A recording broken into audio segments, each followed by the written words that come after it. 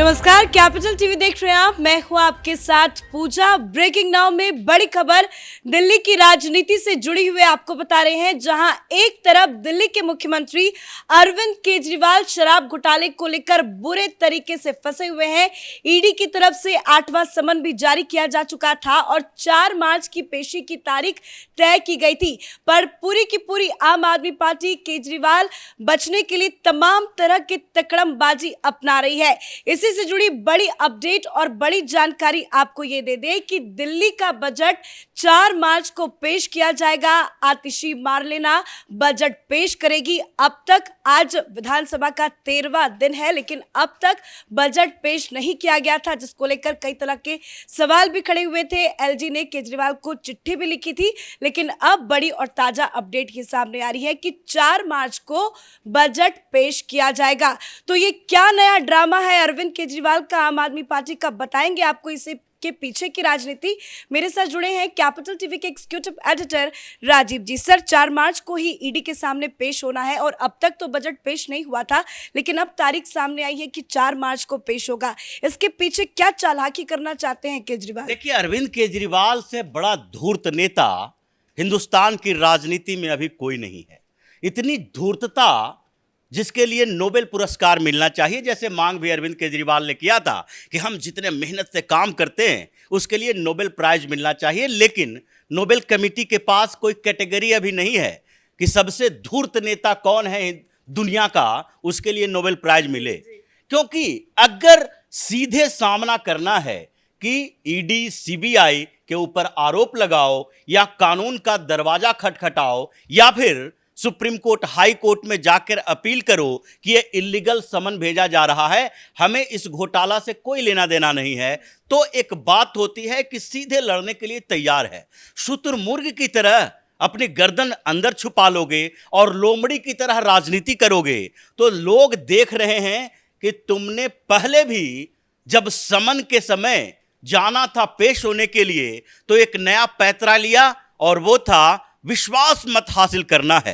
दिल्ली विधानसभा में आम आदमी पार्टी के ये सरकार के लिए विश्वास मत प्राप्त करने की बात कहां से आती है? विपक्षी पार्टियों के पास केवल 8 विधायक हैं और वहां पर तुम विश्वास मत हासिल करते हो, उससे पहले एक ड्रामा क्रिएट करते हो कि हमारे विधायकों को भारतीय जनता पार्टी के नेता कॉल कर रहे हैं, 25-25 करोड़ रुपए का ऑफर दिया जा रहा है और उस मामले में एसीबी ने तुमसे शिकायत भी की और तुम्हें नोटिस भी दिया। उससे भी तुम भागने लगे कि नहीं नहीं, हमारे पास कोई जानकारी वैसे फोन नंबर का नहीं है। वो अपने रिश्तेदारों के माध्यम से, कार्यकर्ताओं के माध्यम से ऑफर दिलवाते हैं। रिश्तेदार और कार्यकर्ता जो भारतीय जनता पार्टी के हैं, उनके पास इतनी ऑथोरिटी मिल गई है कि वो किसी विधायक को तोड़ लेंगे, किसी विधायक को 25 करोड़ का ऑफर दिलवा देंगे। ये सारे के सारे पैतरे सिर्फ और सिर्फ जेल जाने से बचने के लिए थे कि विश्वास मत हासिल कर रहे हैं। उसके बाद हमें विश्वास मत हासिल करना है तो कोर्ट में भी पेश नहीं हो सकते। वीडियो कॉन्फ्रेंसिंग से हम बता देंगे कि हम इतने व्यस्त हैं कि अभी कोर्ट जाने का समय नहीं है, ईडी के साथ पूछताछ के लिए क्या करें। उसके बाद फिर से समन भेजा गया। 8वां समन की तैयारी थी। ये पता है कि अभी समन भेजा जाता रहेगा, इसलिए इसने बजट पेश नहीं किया। ये कितना बड़ा धोखा है दिल्ली की जनता के साथ कि दिल्ली सरकार अपना बजट पेश करने के लिए इतना ज्यादा समय ले रही है, लोगों को कंफ्यूज कर रही है कि बिजली का बिल, पानी का बिल या फिर जो सब्सिडाइज रेट पर हमें दूसरी चीजें देने की सुविधाएं ये अरविंद केजरीवाल की सरकार ने कहा था, उसका आगे क्या होगा, किस सेक्टर में कितना पैसा दिया जाएगा, उसको कंफ्यूज करके रखे हुए हैं। और फिर से एक नया ड्रामा कि पुराने जो पानी के बिल थे उसको रोकने के लिए जब हम सेटलमेंट कर रहे हैं तो एलजी साहब रोक रहे हैं। एलजी ने फिर कहा हमने कब रोका, बैठ के सेटलमेंट करो। तुम्हें इस बात के लिए सिर्फ आरोप लगाकर भाग जाने वाली राजनीति छोड़नी पड़ेगी। विकास की राजनीति करो, विनाश की राजनीति ना करो। उसके बाद एलजी ने बार बार लेटर लिखा कि भाई ये 15 दिन हो गया, हमने सत्र में तुम्हारी सारे स्कीम के बारे में उस समय बता दिया था और उसके बाद बजट पेश करने के लिए इतना लंबा समय क्यों खींच रहे हो। ये चाल थी कि अगले समन को जिस दिन हमें पेश करना होगा और पेशी के लिए जाना होगा। उसी दिन बजट के पेश करने के लिए डेट निर्धारित करेंगे। और आतिशी मरलेना फिनांस मिनिस्टर, उसके साथ इन लोगों ने रात भर बैठक की और फिर यह डिसाइड किया कि देखो इस बार क्या बहाना बनाएंगे। 4 मार्च को अब हमें पेश होना होगा और सुप्रीम कोर्ट ने पिछले दिनों कह दिया कि समन का सम्मान करना पड़ेगा। आपको अगर बुलाया जा रहा है मनी लॉन्ड्रिंग के मामले में पीएमएलए एक्ट के तहत अगर ईडी समन भेजती है तो आपको सम्मान भी करना पड़ेगा, सहयोग भी करना पड़ेगा। नहीं करोगे तो फिर उसके बाद ईडी के पास एक और रास्ता है, सीधे हिरासत में लेगी और हिरासत में लेकर आपसे पूछताछ करेगी। अब इस बात को लेकर अरविंद केजरीवाल को लगा ये चुनावी ड्रामा, पॉलिटिकल चीजें, ये रैली, ये मीटिंग, ये बहाना कोर्ट में नहीं चलने वाला है। ये केवल और केवल ऐसे कोई एडमिनिस्ट्रेटिव काम दिखाएं जिसमें एक सीएम की भूमिका होती है। तो बजट सत्र रख दिया 4 तारीख को कि 4 तारीख को तो अब नहीं जाएगा, ये लगभग तय माना जा रहा है। लेकिन कब तक ये बहानाबाजी करते रहेंगे? ठीक है, आज 1 तारीख है, 4 को बजट पेश करेंगे, बहाना बना देंगे कि बजट पेश होना है, नहीं आ पाऊंगा। लेकिन 4 के बाद 5 तारीख, 6 तारीख, क्योंकि ये 8वां समन है, 9वां भी आएगा या ईडी कोई एक्शन लेगी? देखिए, एक्शन लेने की तैयारी में ईडी है, लेकिन ईडी जो है वो समय दे रही है कि आप कितना इग्नोर कर सकते हो हमारे समन को, वो काउंटिंग करके देख लेते हैं।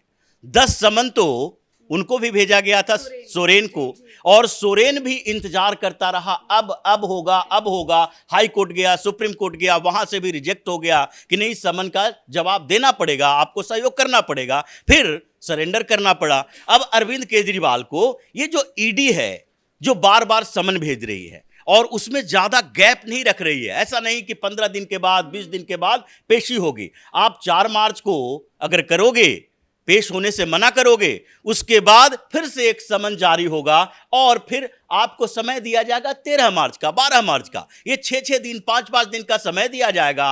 10वें समन आते आते आपको हिरासत में लेने के लिए वहां जो राव एवेन्यू कोर्ट में मामला चल रहा है, ईडी ने क्या कहा है कि देखिए कोऑपरेट करने की कोशिश अरविंद केजरीवाल नहीं कर रहा है, तो इसके बाद हमारे पास उपाय क्या है?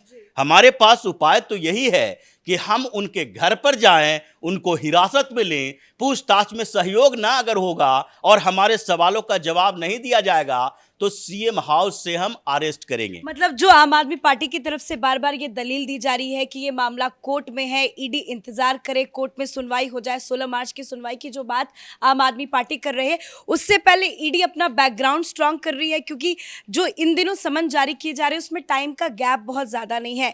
तो क्या ईडी की जो सुनवाई होनी है राउज एवेन्यू कोर्ट में, जो ईडी समन को लेकर, उससे पहले कोई बड़ा एक्शन देखने को मिलेगा? देखिए, जिस तरीके से ये अरविंद केजरीवाल बहानेबाजी कर रहा है, एक कानूनी पचड़े में फंसाने की कोशिश कर रहा है कि अभी कोर्ट में सुनवाई चल रही है।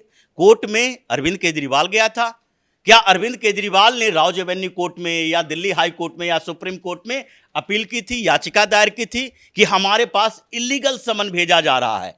इलीगल समन की जहां तक बात है, जिन जिन लोगों ने अप्रोच किया हाई कोर्ट को या सुप्रीम कोर्ट को, हर मामले में क्या हुआ? तमिलनाडु सरकार सुप्रीम कोर्ट तक आई कि देखिए हमारे जो कलेक्टर हैं उसको सैंड माइनिंग में समन भेजा जा रहा है जो इलीगल है। सुप्रीम कोर्ट ने मना कर दिया, कोई इलीगल नहीं है, ये समन है तो आपको समन पर जाना पड़ेगा, सहयोग करना पड़ेगा। हेमंत सोरेन गए, हाई कोर्ट गए, सुप्रीम कोर्ट गए कि देखिए हमें परेशान किया जा रहा है, इलीगल तरीके से समन भेजा जा रहा है। उसको भी वही स्थिति हुई, उसको भी हाई कोर्ट ने पहले रिजेक्ट किया, फिर सुप्रीम कोर्ट भी गया, सुप्रीम कोर्ट ने रिजेक्ट कर दिया। मतलब कानूनी तरीके से अगर देखा जाए तो अरविंद केजरीवाल ये समझ चुका है कि हम अगर कोर्ट में समन के खिलाफ जाएंगे तो हमें कोई राहत नहीं मिलेगी, इसीलिए ये समन को इग्नोर करने का अलग अलग तरीका ढूंढ टाइम बाय कर रहे हैं केजरीवाल। बिल्कुल, और ये सोच रहा है कि इस बीच क्या होगा, नोटिफिकेशन आ जाएगा, चुनाव की घोषणा हो जाएगी, फिर एक बड़ा बहाना दिखाएंगे कि देखिए अब चुनाव सर पे है, हम तो आम आदमी पार्टी के